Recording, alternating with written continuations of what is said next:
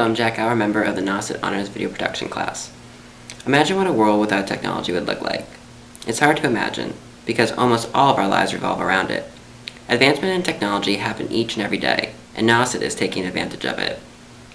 On this special, we will take you on an inside look at the classes here at Nauset and how they are utilizing technology such as robotics, smartboards, iPads, and our state-of-the-art studio to make education more fun and exciting in the 21st century. Alright, we're here with Mr. Simpson, who teaches AP Environmental Science and Coastal Studies, and we'll ask him a few questions about technology and the smartboard. So, how long do you think you've been using technology in your classroom? Certainly my whole teaching career, so probably 15 years or so. It's just gotten a lot better. Yeah, progressed, yeah, definitely. Sure. And how do you like using technology in the class? I think it's vital, especially in the sciences. It's an important part for labs, but I also think it's an important part to help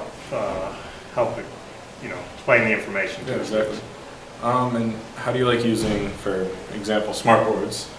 The smartboard is a fantastic tool for presenting, for interactive reviews, to show web resources to the class.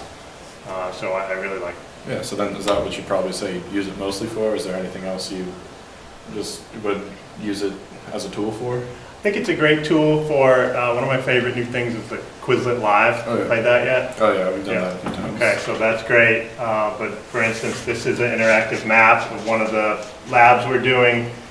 These are the tracks of buoys that are all out in Cape Cod Bay. We could zoom in, or we can't. We could zoom in and see where, right where our buoys are, things like that. So Yeah. I think it's been a huge benefit. Yeah, definitely. And so, if any, obviously we just saw one, would you say there's any faults on the smartboard? The smartboard could be a little glitchy from time to time, but for the most part, I think it's user error on my part. Definitely. And so do you think, I mean, you kind of mentioned it earlier, but would you say that technology is overall a beneficiary aspect in the classroom, or? I think it's been fantastic. The mix of we have Chromebooks, the students have their iPads, a lot of the probeware and things that we use in science. It's a huge part of what we do. All right. And would you say that you yourself are technologically savvy? I would say yes and no. I think you work to learn the new technology and get that down, but technology quickly outpaces what you know, and you're a little behind, and you got to work to get caught up. But I'd say for the most part, yes. All right. Thank you very much, Mr. Simpson. Thank you. This smartboard is currently off, but as you can see, we have markers, 4 of them exactly. We have an eraser, and we have 2 buttons that help with calibration and other settings. Melted into the landscape. And so year after year, the ice block remained dug into the soil, and that's why they're so deep. So it's just these big blocks of ice within the other blocks. Hi, I'm Nicole Sheeling. I'm here outside Mr. Faucher's robotic classroom. Here at Nauset, we offer a robotics class where students have the opportunity to program robots and work hands-on with cutting-edge technology. So what skills do students learn in this class that they can apply to their lives after high school? While they're having fun building the robots, they're learning a very valuable programming language. The same kind of programming language that they use in the Large Hadron Collider in Europe. And so the programming, coding knowledge they're learning in this class helps them to program robots, obviously, but it's also applicable to other types of programming needs in industry or in college. So it has some usefulness beyond Nauset High School. How long does it take to program a robot to do simple tasks? Even though we're using some professional programming software, we use the simple components of it to do a simple project where a robot just goes forward and stops as the very first programming task. And then once they understand the basics of the language, then they can move forward to learning other types of programming code to make the robot turn left, turn right, back up. Okay. So I'm here with Gabby, who's a student in the robotics class.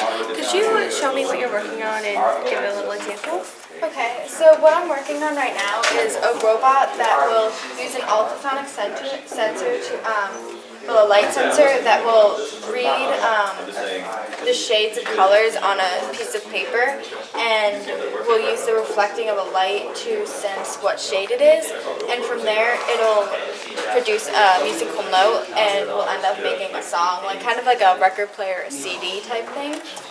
And so it'll like spin around, and I don't have it finished yet, but I can make it like spin around. I haven't produced any notes.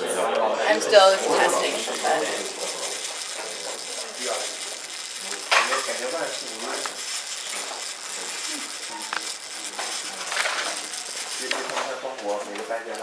Hello, I'm Jack Gower, and today I'll be showing you the best apps on the iPad. Our first best app is Notability, and Notability is a great app to take notes on. It allows you to write on your notes, as well as import pictures, make a copy for Google Drive, and also allows you to print your notes. Another great app is Quizlet, and Quizlet allows you to make digital flashcards and lists the term and definition. Another great app is Google Drive, and this allows you to store all your Google Docs as well as PowerPoints that you have to submit to your teachers. If you're taking a foreign language, word reference can also be very helpful, as you can look up words you may not know. Another great app is PS Mobile, and PS Mobile allows you to print at the library if for some reason your printer isn't working at home. A great app for teachers is Socrative, as it allows you to make digital Quizlets and get your scores instantly. For students, Follett notifications can be very useful, as it notifies you when your teachers put in grades as well as assignments. So do you use your iPad a lot in school? Yeah.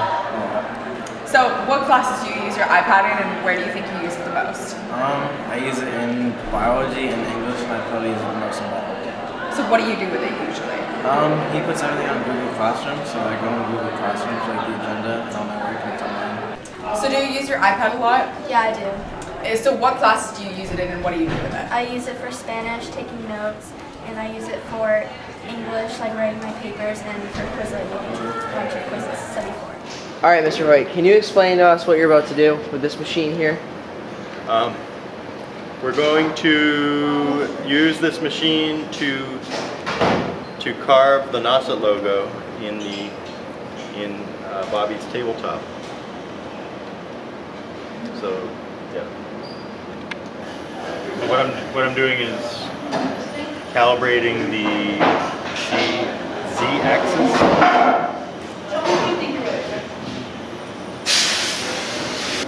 Push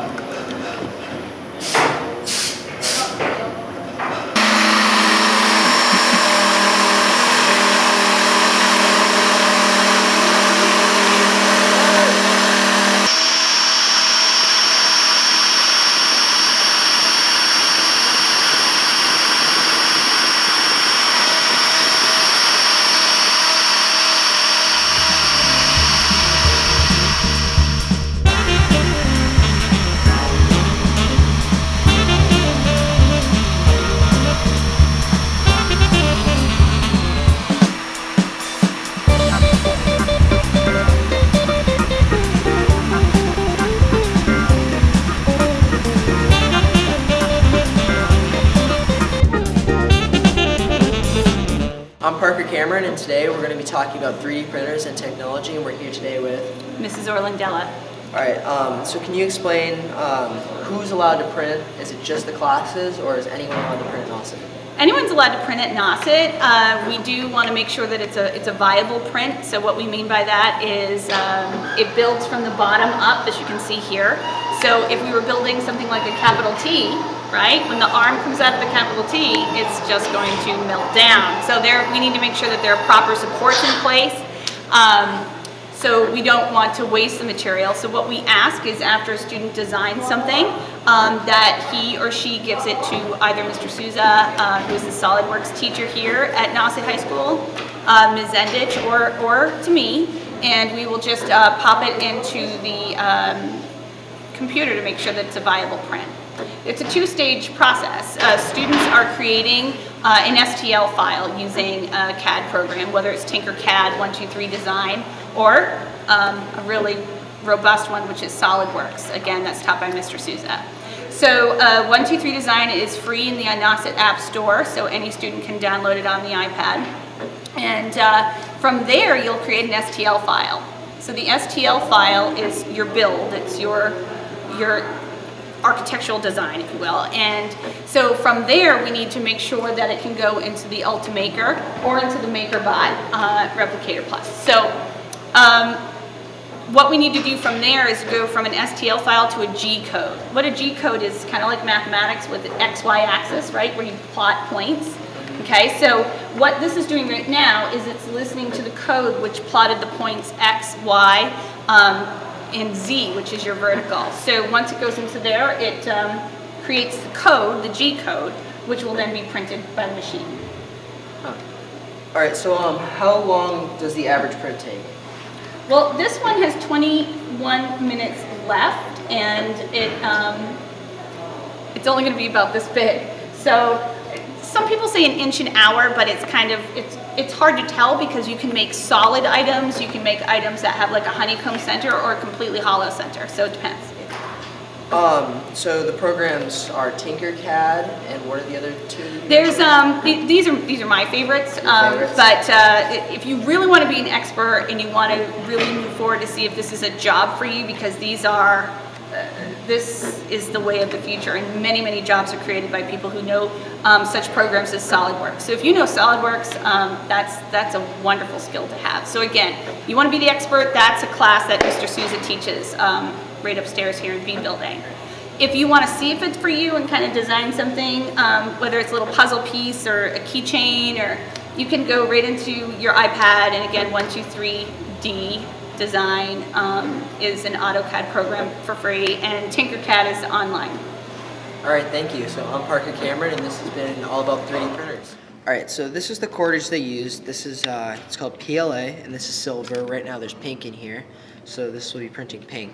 But what this is just plastic, and if you look at the 3D printer, the plastic, this roll sits back here, and it goes through here, and then it will heat up through this little nozzle here, and then this is also heated, and it will print the object in the middle, and yeah. All right, so what's special about the PLA plastic is it's made out of corn, so it's not bad for you like other plastics. All right, so once you have your 3D print ready to go, you're gonna plug in your SD card right here, and you're gonna, this little wheel controls the board, and you're gonna go to print, select, and then right here, you have to find what you want to print. So this is a little mug we designed, like this, and it's gonna heat up, and it's gonna start printing. Alright, so when it goes up like this, it's going to put a little dot of plastic right here, and you're going to have to hold it down so it doesn't stretch into the middle. So see, skirting out all this extra plastic. Okay, put your finger on it now. Nice job. Alright, so what we're making right now is a little tiny vase. This is a prototype, so it's going to be really small instead of the big one, which will take a lot longer. So this one's just going to be really tiny, and it's just to see if it will work correctly. So the person designed this, they designed this in a website called Tinkercad, and on that website you can basically create anything you want to make.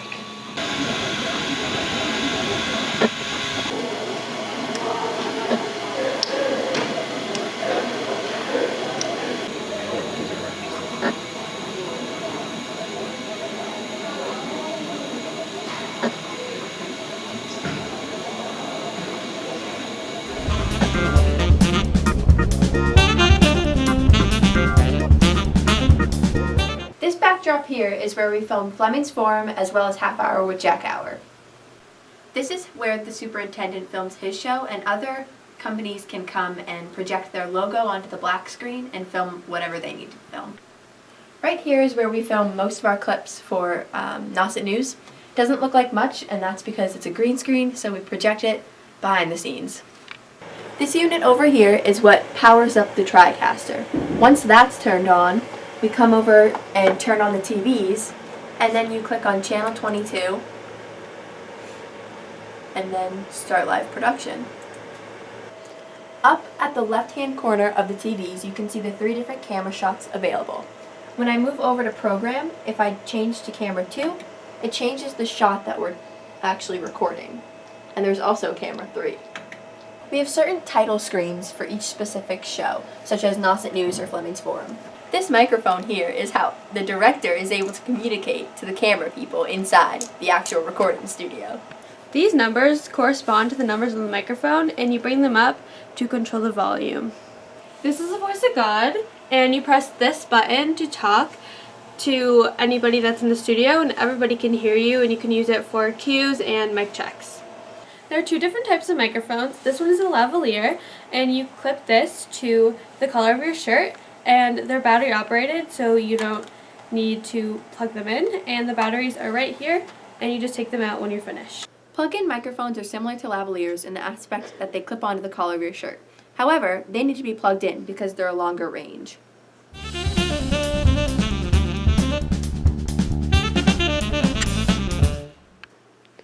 This panel over here controls our lights.